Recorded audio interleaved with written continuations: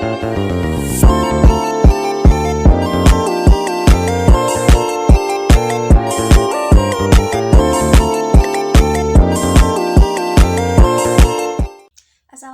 warahmatullahi wabarakatuh. Perkenalkan, nama saya Masrul dengan NIM 220679 kelas RA1 Manajemen. Saya di sini akan menyelesaikan tugas UTS Lintas Budaya dengan dosen pengampu Bapak Abdul Wahid Al-Fariji SMM. Pengertian kepemimpinan. Kepemimpinan adalah kemampuan individu untuk mempengaruhi, memotivasi, dan memperdayakan orang lain dalam mencapai tujuan organisasi. Seorang pemimpin harus mampu menggerakkan bawahan untuk bekerja secara efektif dan efisien demi mencapai visi dan misi organisasi. Pentingnya kepemimpinan di organisasi. Kepemimpinan merupakan elemen vital dalam mencapai kesuksesan organisasi. Pemimpin yang efektif dapat menggerakkan tim, mengembangkan budaya produktif dan menavigasi organisasi melalui tantangan kepemimpinan yang kuat, memberikan arahan, motivasi karyawan, dan memberdayakan anggota tim untuk mencapai tujuan bersama. Faktor-faktor yang mempengaruhi kepemimpinan. Kepribadian, sifat, sikap, dan karakteristik individu seorang pemimpin sangat mempengaruhi gaya dan efektivitas kepemimpinannya. Budaya organisasi, nilai-nilai, norma, dan ekspektasi dalam organisasi ada membentuk dan membatasi gaya kepemimpinan yang efektif. Pengalaman latar belakang, pengalaman baik profesional maupun personal membentuk kemampuan dan perspektif seorang pemimpin. Tuntunan lingkungan, situasi, dan kondisi eksternal seperti ekonomi, teknologi, dan politik menuntut pemimpin untuk beradaptasi dengan dan mengembangkan kemampuan mereka.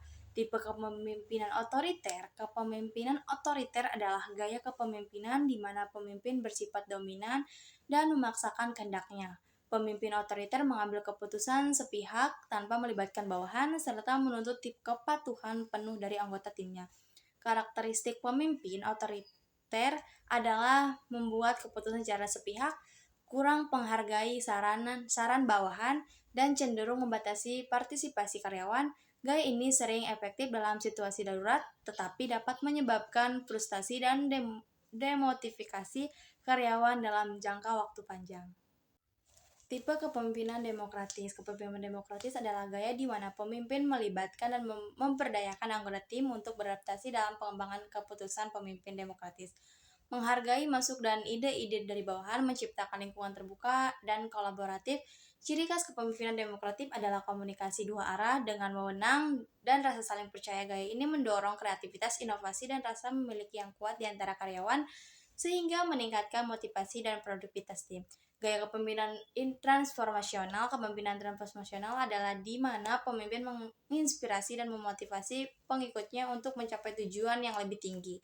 Pemimpin transformasional fokus pada pengembangan potensi karyawan dan mendorong mereka untuk melebihi ekspektasi. Ciri khas gaya ini adalah karisma. Pemimpin transformasional bertindak sebagai mentor, membangun rasa percaya dan mengembangkan kapasitas bawahan untuk menjadi pemimpin di masa depan. Gaya kepemimpinan transformasional. Kepemimpinan transformasional adalah gaya di mana pemimpin memotivasi bawahan dengan menawarkan imbalan atau hukuman sebagai pertukaran atas kinerja. Pemimpin transaksional berfokus pada pencapaian tujuan organisasi melalui pengawasan ketat dan pemberian reward. Ciri khas gaya ini adalah manajemen berdasarkan pengecualian di mana pemimpin hanya campur tangan ketika terjadi penyimpangan dari standar. Pemimpin transaksional menciptakan struktur yang jelas dan harap yang tertukar agar bawahan dapat mencapai target yang ditetapkan.